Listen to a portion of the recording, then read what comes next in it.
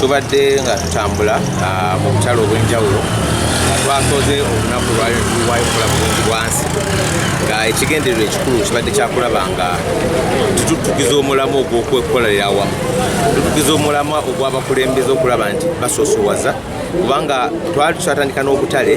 Ekimu ku bizibu ebiriwo mu butale bonna obwa municipality bafumbekedde ne kasasiro, naye ate newe bakolera bonna obutale bwe tubaddemu okuva gye twatandikidde paka wano webakolera wabi, ekuba bwetonnya babeera mu bubi, abamu tutusenga bagamba tibalina na toilet oba we bagenda ew'olukale.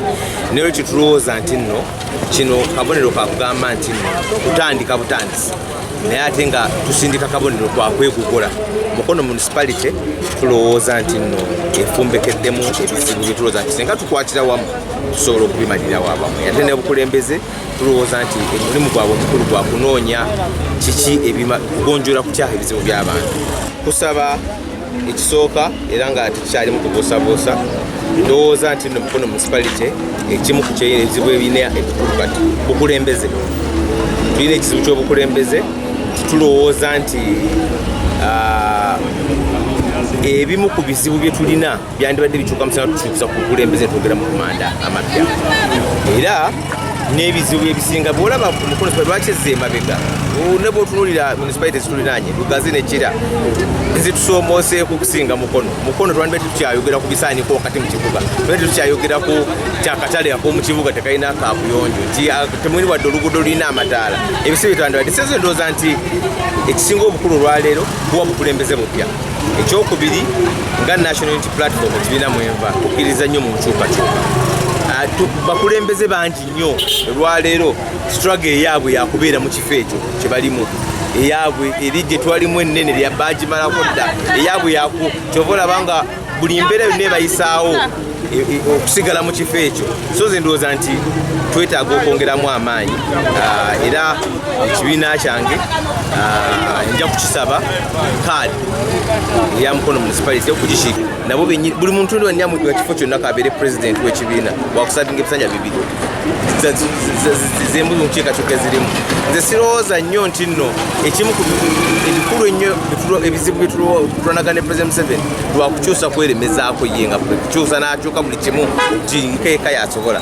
Kakati ekyo nakyo kyekimu era eriyo abantu abagamba ne kakati wane NUP yawangula lwaki temugenda walala. Egyo ndowooza nti eyo nayo ndowooza nnafu, kubanga oli bw'awangula ku tiketi y'NUP tekitegeeza nti bamutikidde nga mukulu wa kasolya nti takubwako kalulu. Kitegeeza nti ovuganya, kubanga engeri yokka ey'okulaba nga abakulembeze ba delivering kuba kuvuganya bavuganya.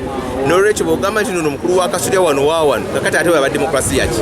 N'olwekyo nze ndowooza nti omuntu yenna kuva konsi wano ba president asaana okuvuganyizibwa. Asaana ndio Serita owansube Kawuga owabakyala municipality.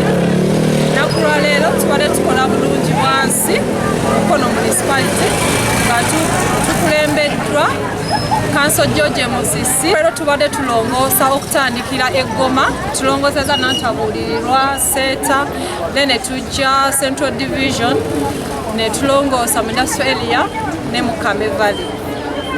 Kasasiro akyali mungi mu bantu kubanga abantu balemereddwa okusasula kasasiro okutwalibwa.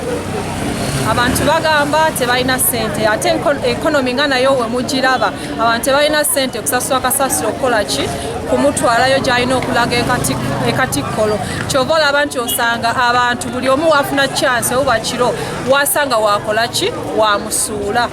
Joseph Nakibinge kansala Mukono municipality nga nkiikirira ekyalo ky'e Seeta.